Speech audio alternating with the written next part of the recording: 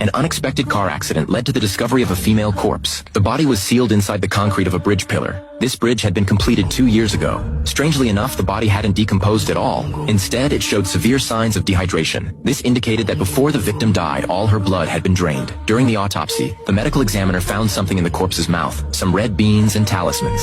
All these bizarre circumstances suggested this case was far from simple. It most likely involved a cult organization. The police first locked onto a suspect, Jack, the driver who had delivered concrete during the bridge construction. But when they tracked down his registered address, they discovered it was actually a Buddhist temple, and nobody at the temple even knew who Jack was. Clearly, his registered address was fake. During the investigation, the police also ran into a pastor. This guy seemed overly friendly, fishing for information about the case in a roundabout way. The police didn't want to deal with him. They brushed him off with a few words and left. But this pastor quietly took note of Jack's name. Turns out this pastor ran a religious research institute. He specialized in investigating cult organizations that used religion as a cover to scam people out of money and sex. Then he'd write exposés about them and make money from the articles. Recently, the pastor had discovered a new Buddhist temple called Rokuyaon. He had even planted an assistant to go undercover inside. But after his assistant had been undercover for a while, he actually felt this was a legitimate temple devoted to helping people. They never charged believers any merit fees, and even provided financial support to followers in need. Only one thing seemed odd.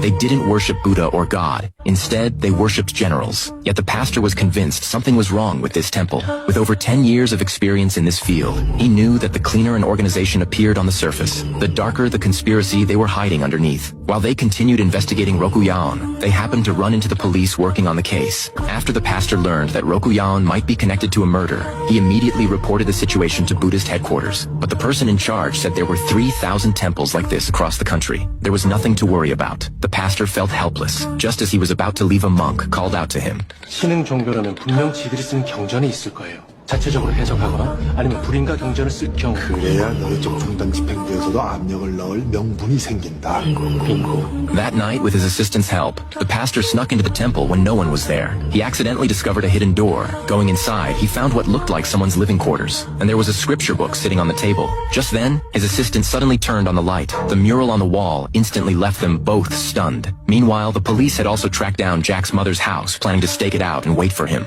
But suddenly Jack called. After saying his final goodbye to his mother, he jumped straight off the rooftop and died on the spot.